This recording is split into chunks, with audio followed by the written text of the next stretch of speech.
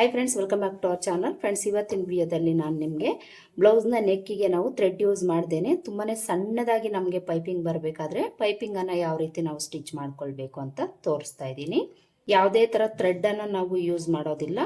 Thread ಕೊಟ್ಟಂಗೆ finishing ಬರೋ ಥರ ನಾವು ಈ ಪೈಪಿಂಗನ್ನು ಯಾವ ರೀತಿ ಸ್ಟಿಚ್ ಮಾಡ್ಕೊಳ್ಬೇಕು ಅಂತ ಫುಲ್ ಡೀಟೇಲ್ ಆಗಿ ನಾನು ನಿಮಗೆ ತಿಳಿಸ್ಕೊಡ್ತೀನಿ. ವಿಡಿಯೋನ ಸ್ಕಿಪ್ ಮಾಡದೆ ಕೊನೆವರೆಗೂ ನೋಡಿ.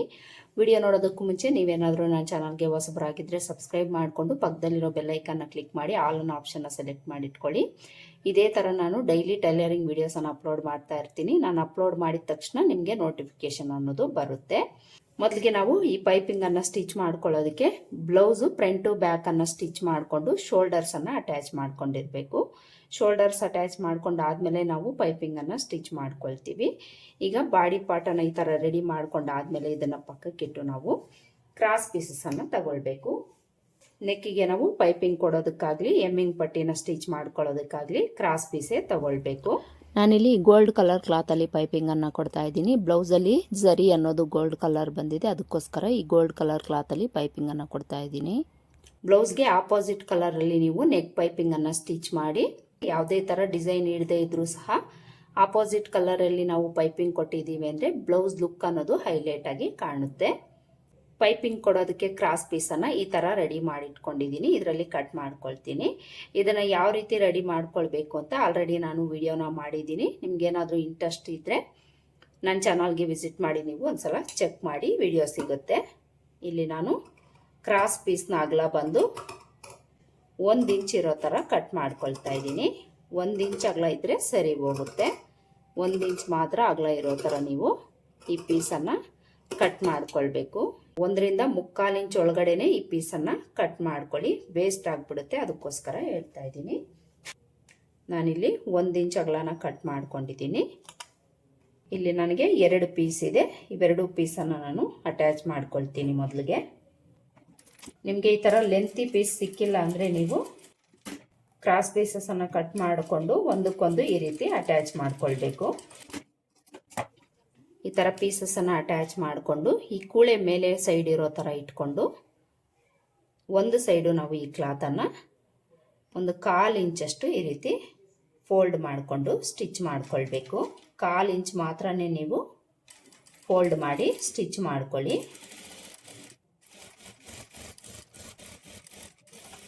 ನೋಡಿ, ಈ ಥರ 1/4 ಇಂಚ್ ಕ್ಲಾತನ್ನು ಫೋಲ್ಡ್ ಮಾಡಿ ಸ್ಟಿಚ್ ಮಾಡಿಕೊಂಡು ಈಗ ಈ ಥರ ರೆಡಿ ಮಾಡ್ಕೊಂಡಿರೋ ಕ್ಲಾತನ್ನು ನಾವು ಬಾಡಿ ಪಾರ್ಟನ್ನು ತಗೊಂಡು ಬಾಡಿ ಪಾರ್ಟ್ನ ಸೀದಾ ಸೈಡು ಮೇಲೆ ಬರೋ ಥರ ಹಾಕ್ಕೊಳ್ಬೇಕು. ಈ ಥರ ಹಾಕ್ಕೊಂಡು ಇಲ್ಲಿಂದ ನಾವು ಈ ಕ್ಲಾತನ್ನು ಇಟ್ಟು ಸ್ಟಿಚ್ ಮಾಡ್ಕೊಳ್ತಾ ಬರಬೇಕು. ಇಲ್ಲಿ ನಾವು ಈ ಎಡ್ಜಲ್ಲಿ 1/2 ಇಂಚ್ ಕ್ಲಾತು ಎಕ್ಸ್ಟ್ರಾ ಬಿಟ್ಟು ಸ್ಟಿಚ್ ಮಾಡ್ಕೊಳ್ಬೇಕು. ಈ ಪೈಪಿಂಗ್ ಕ್ಲಾತ್ನ ಅಗಲ ಎಷ್ಟಿರಬೇಕು ಅಂದರೆ 3/4 ಇಂಚು ಒಳಗಡೆನೆ ಈ ಪೀಸ್ನ ಅಗಲ ಅನ್ನೋದು ಇರಬೇಕು. 1/2 ಇಂಚು ನಮಗೆ ಕಡಿಮೆ ಆಗುತ್ತೆ. 1/2 ಇಂಚಿಗಿಂತ ಜಾಸ್ತಿನೇ ಇರಬೇಕು. 3/4 ಇಂಚಿಗಿಂತ ಕಡಿಮೆ ಇರಬೇಕು. ಆ ಥರ ನೋಡ್ಕೊಳ್ಳಿ.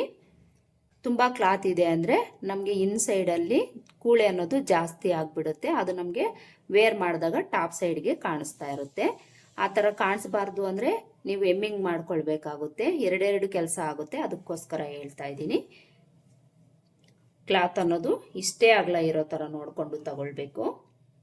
ಈಗ ಇಲ್ಲಿ ನಾವು 1/2 ಇಂಚು ಕ್ಲಾತು ಎಕ್ಸ್ಟ್ರಾ ಬಿಟ್ಟು ಇಲ್ಲಿ 1/4 ಇಂಚು ಮಾರ್ಜಿನ್ ಇಟ್ಕೊಳ್ಬೇಕು. ಇವೆರಡು ಎಡ್ಜನ್ನು ಈಕ್ವಲ್ ಆಗಿ ಇಟ್ಕೊಂಡು 1/4 ಇಂಚು ಮಾರ್ಜಿನ್ ಇಟ್ಕೊಂಡು ಸ್ಟಿಚ್ ಮಾಡ್ಕೊಳ್ತಾ ಬರಬೇಕು. ರೌಂಡ್ ಶೇಪ್ಗಳ ಹತ್ರ ನೀಟಾಗಿ ರೌಂಡ್ ಶೇಪ್ ಯಾವ ಥರ ಇರುತ್ತೆ ಅದೇ ಥರ ಈ ಕ್ಲಾತನ್ನು ಇಟ್ಟು ಸ್ಟಿಚ್ ಮಾಡ್ಕೊಳ್ಬೇಕು. ಎಳಿಬಾರ್ದು. ಯಾವುದೇ ಪೀಸ್ನು ನೀವು ಎಳಿದೆ ಎಲ್ಲ ಕಡೆಯೂ ಸಹ 1/4 ಇಂಚು ಮಾರ್ಜಿನ್ ಇರೋ ಥರನೇ ಸ್ಟಿಚ್ ಮಾಡ್ಕೊಳ್ಬೇಕು. ಶೋಲ್ಡರ್ ಹತ್ರ ಬಂದಾಗ ಈ ಕೂಳೆ ಇರುತ್ತೆ ಅಲ್ವಾ ಇನ್ಸೈಡಲ್ಲಿ, ಇದನ್ನು ಬ್ಯಾಕ್ ಸೈಡ್ ಪಾರ್ಟ್ ಕಡೆ ಇಟ್ಕೊಂಡು ಸ್ಟಿಚ್ ಮಾಡ್ಕೊಳ್ಳಿ.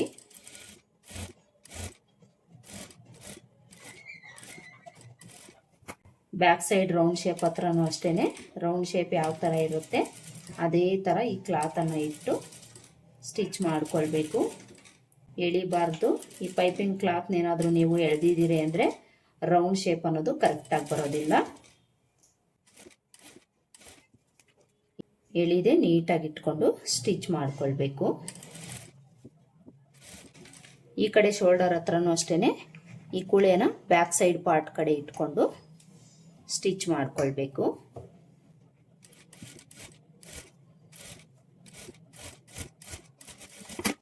ಈ ಥರ ಸ್ಟಿಚ್ ಮಾಡಿಕೊಂಡು ಈ ಕಡೆ ಎಡ್ಜಲ್ಲೂ ಒಂದು 1/2 ಇಂಚು ಎಕ್ಸ್ಟ್ರಾ ಕ್ಲಾತ್ ಬಿಟ್ಟು ಉಳಿದಿರೋದನ್ನು ಕಟ್ ಮಾಡ್ಕೊಳ್ಳಿ. ಈ ಥರ ಸ್ಟಿಚ್ ಮಾಡ್ಕೊಂಡಾದ್ಮೇಲೆ ಇದ್ರ ಮೇಲೆ ನಾವು ಇನ್ನೊಂದು ಸ್ಟಿಚ್ ಹಾಕ್ಕೊಳ್ಳೋಣ. ಡಬಲ್ ಸ್ಟಿಚ್ ಹಾಕ್ಕೊಳ್ಳೋದ್ರಿಂದ ಸ್ಟಿಪ್ ಆಗಿರುತ್ತೆ, ಅದಕ್ಕೋಸ್ಕರ ಇನ್ನೊಂದು ಸ್ಟಿಚ್ ಹಾಕ್ಕೊಳ್ಬೇಕು. ಬೇಡ ಅಂದರೆ ನೀವು ಸ್ಕಿಪ್ ಮಾಡ್ಕೊಳ್ಬೋದು. ಈ ಥರ ಕೊನೆವರೆಗೂ ಸಹ ಡಬಲ್ ಸ್ಟಿಚ್ ಹಾಕ್ಕೊಳ್ಬೇಕು. ನೋಡಿ, ಈ ಥರ ಡಬಲ್ ಸ್ಟಿಚ್ಚನ್ನು ಹಾಕ್ಕೊಂಡಾದ್ಮೇಲೆ ಇಲ್ಲಿ ನಾವು ಕೂಳೆನ ಸ್ವಲ್ಪ ಕಟ್ ಮಾಡ್ಕೊಳ್ಬೇಕು. ಇಲ್ಲಿ ನಾವು 1/4 ಇಂಚು ಮಾರ್ಜಿನ್ ಇಟ್ಕೊಂಡು ಸ್ಟಿಚ್ ಮಾಡ್ಕೊಂಡಿರ್ತೀವಿ ಅಲ್ವಾ, ಇದರಲ್ಲಿ ನಾವು ಒಂದು ಪಾಯಿಂಟಷ್ಟು ಇದನ್ನು ಕಟ್ ಮಾಡಿ ತೆಗಿಬೇಕು. ಈ ಕೂಳೆ ಜಾಸ್ತಿ ಇದೆ ಅಂದರೆ ಪೈಪಿಂಗ್ ನಮಗೆ ದಪ್ಪ ಬರುತ್ತೆ, ಅದಕ್ಕೋಸ್ಕರ ಈ ಕೂಳೆನ ಸ್ವಲ್ಪ ನಾವು ಕಟ್ ಮಾಡಿ ತೆಗಿಬೇಕು. ಸ್ಟಿಚ್ ಹತ್ರಕ್ಕೆ ಕಟ್ ಮಾಡ್ಕೊಳ್ಬಾರ್ದು, ಕ್ಲಾತ್ ಸ್ವಲ್ಪ ಇರಬೇಕು. ಒಂದು ಪಾಯಿಂಟಷ್ಟು ಮಾತ್ರನೇ ನಾವು ಈ ಕ್ಲಾತನ್ನು ಕಟ್ ಮಾಡಿ ತೆಗಿಬೇಕು.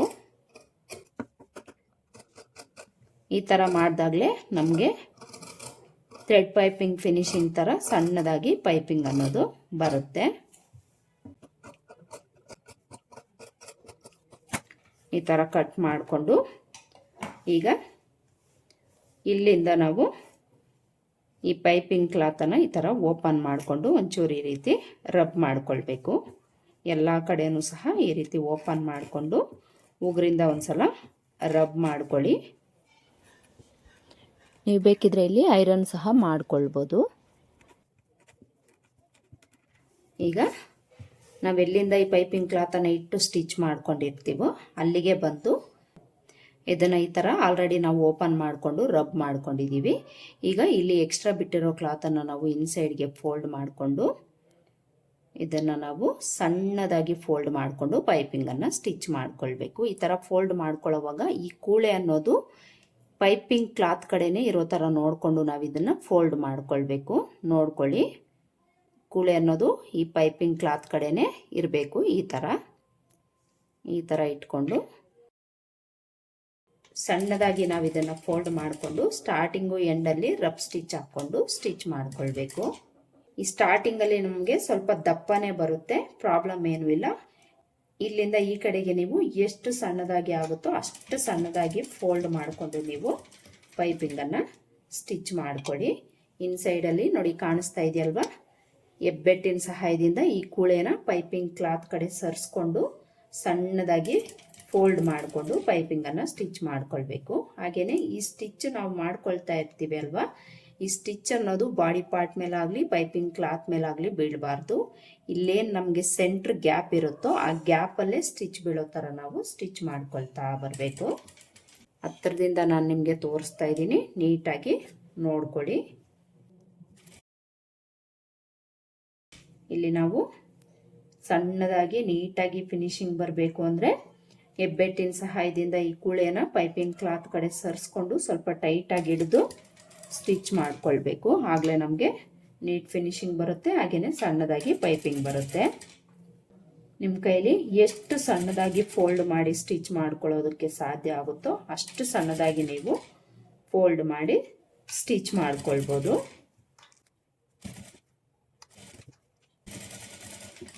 ನೋಡಿ ಕಾಣಿಸ್ತಾ ಇದೆಯಲ್ವಾ, ಎಷ್ಟು ಸಣ್ಣದಾಗಿ ನಮಗೆ ಪೈಪಿಂಗ್ ಬರ್ತಾ ಇದೆ. ಥ್ರೆಡ್ ಕೊಟ್ಟಾಗ ನಮಗೆ ಎಷ್ಟು ಸಣ್ಣದಾಗಿ ಬರುತ್ತೋ ಅಷ್ಟು ಸಣ್ಣದಾಗಿ ನಮಗೆ ಪೈಪಿಂಗ್ ಅನ್ನೋದು ಬರ್ತಾ ಇದೆ. ಹಾಗೆಯೇ ಇಲ್ಲಿ ನೀವು ಪೈಪಿಂಗ್ ಸ್ಟಿಚ್ ಮಾಡ್ಕೊಳ್ಬೇಕಾದ್ರೆ ಎಲ್ಲ ಸೈಡು ಸಹ ಅಂದರೆ ಸ್ಟಾರ್ಟಿಂಗಿಂದ ಎಂಡ್ವರೆಗೂ ಸಹ ಒಂದೇ ಲೆವೆಲ್ ಇರಬೇಕು ಪೈಪಿಂಗ್ ಅನ್ನೋದು. ಒಂದತ್ರ ದಪ್ಪ ಇನ್ನೊಂದು ಹತ್ರ ಸಣ್ಣ ಆ ಥರ ಎಲ್ಲ ಫೋಲ್ಡ್ ಮಾಡಿಕೊಂಡು ನೀವು ಪೈಪಿಂಗನ್ನು ಸ್ಟಿಚ್ ಮಾಡ್ಕೊಳ್ಳೋಂಗಿಲ್ಲ. ಆ ಥರ ಮಾಡಿದ್ರೆ ಫಿನಿಶಿಂಗ್ ನೀಟಾಗಿರೋದಿಲ್ಲ. ಎಲ್ಲ ಕಡೆನೂ ಸಹ ಈಕ್ವಲ್ ಆಗಿ ಫೋಲ್ಡ್ ಮಾಡಿಕೊಂಡು ನೀವು ಪೈಪಿಂಗನ್ನು ಸ್ಟಿಚ್ ಮಾಡ್ಕೊಳ್ಬೇಕು.